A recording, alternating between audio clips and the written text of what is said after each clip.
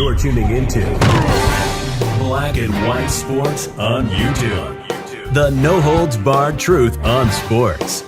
The main event starts. All right, Black and White Sports supporters. Well, there was no way I was going to go by for a day and not update the John Harbaugh saga. Look, guys, I think it's real close. I think it's very close to being a wrap. I think it's very close to being John Harbaugh, the next head football coach of the New York Giants. And immediately, do I think you're looking at a Mike Vrabel, Patriots, Ben Johnson, Bears kind of turnaround? I would be shocked if they don't win 10 games next year. I would be floored. And right there in that division for the NFC East, you know, the Redskins, they all of a sudden look kind of down. So with that comes the rejection of the Browns by John Harbaugh. And there may be a reason why this didn't pick up any more steam than it did. Now, we all started right here. Quote, I was a big Cleveland Browns fan. That was my team. Went to the Browns and watch the Browns in training camp every year. I love Ohio. I love Ohio football. Look forward to doing some competing with Cleveland. That was John Harbaugh in 2018 about the Browns. We knew there was a sentimental connection to the Browns. Well, some things have come to light now, all right? Now, just on the Giants front, before we get into the rest of the Browns, Connor Hughes, the Giants are making a, quote, massive push to get a deal done with John Harbaugh today. Today. They're willing to not only pay him, but also whatever his staff wants. That's how it's done. That's how it's done, and that's probably why he ended up being out on the Browns. There are factors outside of New York's control. There's a lot of mutual respect between Matt Ryan and Harbaugh. He might want to give him a chance to speak, but New York is doing what they can to prevent that from happening. So, that leads us over to right here. Let's listen. This is Zach Jackson, Browns reporter for The Athletic on the Ken Carman Show. Are we going to get John Harbaugh? No, I don't think so. Well, thanks for the time. Yeah. You guys got a lot of hours to fill, and I don't envy that. What are you trying to say? That they were never going to get Harbaugh. No, damn it. Hold on now. We can't even get a meeting with him? I think we'll find out, but I don't, there's no indication. I mean, the Giants, maybe the Falcons, right? Look, there are selling points to the Browns job. I don't think a guy that was in the AFC North for 18 years wants to go back to Baltimore with this offensive roster. You know, maybe it's not that simple, but I think here in the real world, it probably is close to that. So. Okay. So Zach Jackson just come out and said, the offensive roster is straight trash, homie.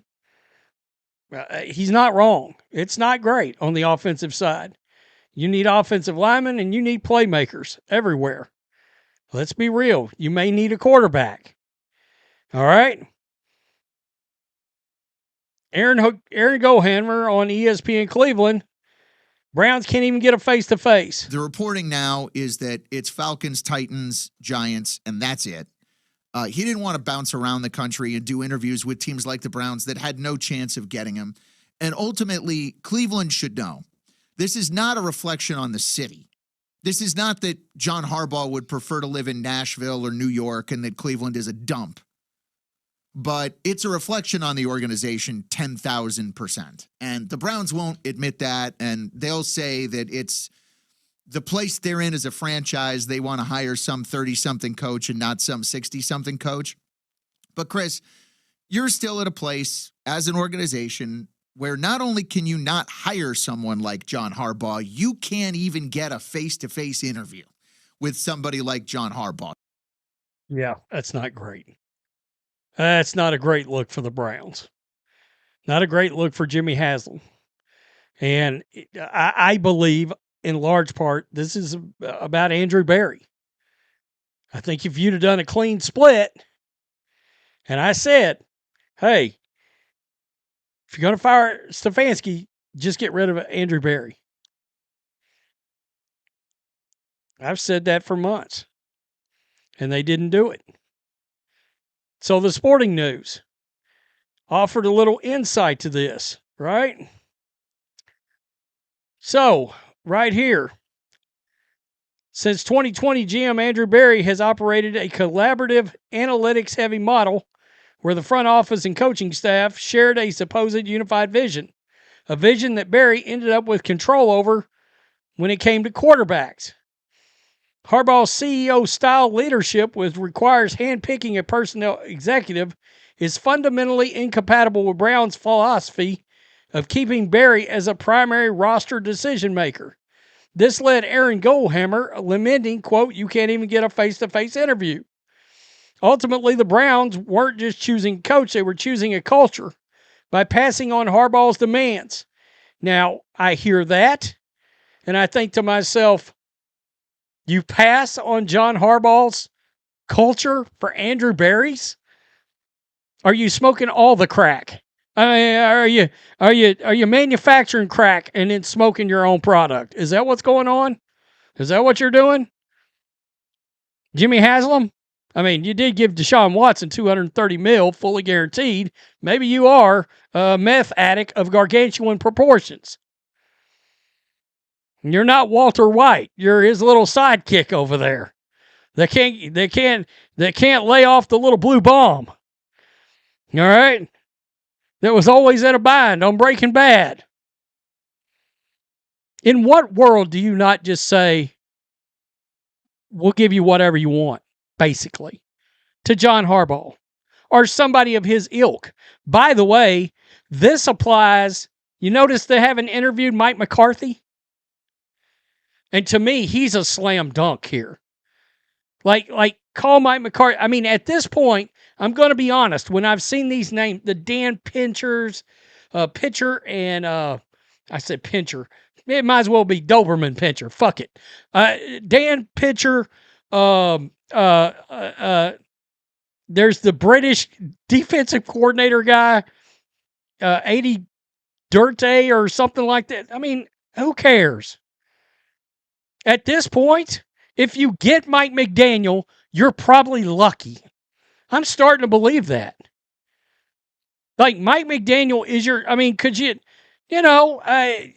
don't want to bring in a veteran coach that brings immediate stability to everything involving the football. And you probably don't want to bring him in. Look, Andrew Berry's probably chicken shit and scared of guys like that. Andrew Berry's probably intimidated by John Harbaugh and Mike McCarthy and some of these other potential veteran coaches, because you're going to be like, hey, look, I understand we got Malik Willis, but we need to give Dylan a look this week. Yeah, those coaches are going to look at you and be like, go fuck yourself. Excuse my language. Are you smoking the crack? No. You're not telling me who is starting at quarterback. Right? And so that's one of the problems. Is you still got a major culture problem with the Browns. And it's Andrew Berry. Why do you think they're looking at these young coaches? Because they want Andrew Berry to be able to drag these guys around by their Johnsons. Wow, come on. And I'm going to be honest. If they'd have given John Harbaugh whatever he wanted, I think they had a fighting chance. I, honest to God, believe that. Would they have gotten him? Probably not. But it seems to me like, you going to get anybody? Who are you getting? Man, the Browns got a history of hiring some of these no-name coaches, and they crash and burn in what, a year and a half? 2 years? Tell me what you think. Unbelievable. Look, I'm not a Browns fan. I just talk about them all the time. I think this makes the Browns, Andrew Barry, it makes all Jimmy Haslam look awful. Awful. There was an element of the sentimental side of John Harbaugh. You could have played here, and you didn't want to. What did they ask? Somebody asked, or Jimmy Haslam brought it up about being dysfunctional. Oh no, we're not dysfunctional. The fuck you are. You're the Webster's Dictionary of NFL franchises that have the word dysfunctional as their subtitle. Right along with the Jets, Cardinals, basically everybody looking for a coach right now outside of the Giants, Steelers, and Ravens. Tell me what you think. Peace. I'm out. Till next time. Thanks for watching the show. Be sure to like, comment, and subscribe. Be sure to tune in next time on Black and White Sports.